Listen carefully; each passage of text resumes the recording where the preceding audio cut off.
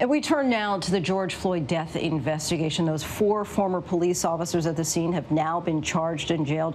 Leading the prosecution is Minnesota Attorney General Keith Ellison. He joins us now. Thank you so much for your time. Thank you. A few hours ago, the Minneapolis City Council voted unanimously to ban the police use chokeholds and neck restraints. Should chokeholds have been banned from the start? And why has it been so difficult to make changes until a moment like this? It seems like this change has happened overnight, but it took basically the city being on fire for it to happen. Well, I'm glad that the City Council stepped forward and took the action.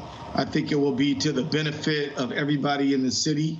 And I think it'll be particularly welcome change by members of minority communities, including the Black community. And so it's a welcome change. But why do you think it took so long? Why did it take for this to happen, for that change to come? I'd only be speculating, but I think it would have something to do with the strength and the influence of the Police Federation. And do you think that a ban like this could have prevented George Floyd's death? Would it prevent possibly others? It certainly seems so.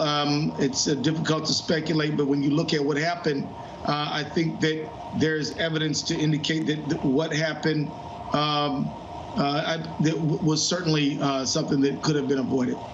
You've said before that Minnesota and the country has, quote, under-prosecuted police brutality. Do you think that that'll change after this outcry?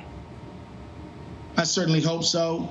I believe in equal justice under the law. Nobody's above the law. Nobody's beneath the law. George Floyd is not beneath the law. He gets the full protection of the law just like anyone else. And nobody, no matter what their profession may be, should be allowed to do things that the law prohibits, but custom allows. Lawyers for 2 of the charged officers argued in court that their clients were just rookies. Thomas Lane's attorney asked what was he supposed to do but follow his training officer, who was, of course, Derek Chauvin. Are you concerned that following a chain of command and their lack of experience could be a winning argument for jurors? Well, I would say that Minnesota statutes says that you cannot aid and abet a crime. There's no exception for age, and the fact is that everybody on that scene had gone through the academy, gone through training, and had been exposed to departmental policy. So I guess I'm not seeing it that way. Would you at all consider offering any of these men plea deals, perhaps for the rookie officers in exchange for testimony against Chauvin? Far too early to talk about that. Certainly not publicly on television. Okay, so many criminal cases look different after all the facts are uncovered. That can happen even when there's video evidence. Do you anticipate any surprises in this case, or do you think that that horrific video speaks for itself and tells the entire story?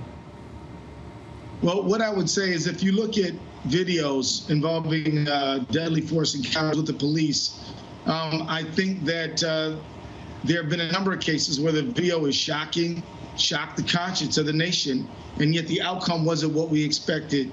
What comes to mind is the Walter Scott video, the Rodney King video, the Freddie Gray video, other video that people thought that this matter is going to be very clear, but yet it didn't turn out that way. And so what I would say is we need to build a strong case. And video is the one piece of evidence. Tens of thousands of Americans, as you know, are in the streets daily calling for justice for George Floyd. And you are, of course, the person who is in charge of seeing that justice is served. How much does that weigh on you? And what are the stakes, not just for Floyd and his family and these suspects, but for the entire country? Well, I'm not feeling any kind of personal pressure. I mean, I am feeling that we are going to do everything possibly to make sure that this prosecution is successful. We believe in it. We would never have charged it out if we didn't.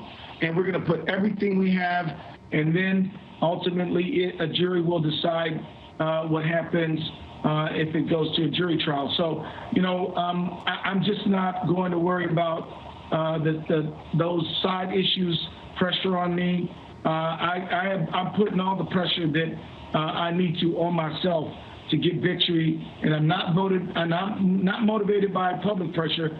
I'm motivated by justice for the victim in this case, Mr. George Floyd. Thank you for your time, Attorney General. We appreciate it. Hi, everyone. George Stephanopoulos here. Thanks for checking out the ABC News YouTube channel. If you'd like to get more videos, show highlights, and watch live event coverage, click on the right over here to subscribe to our channel. And don't forget to download the ABC News app for breaking news alerts. Thanks for watching.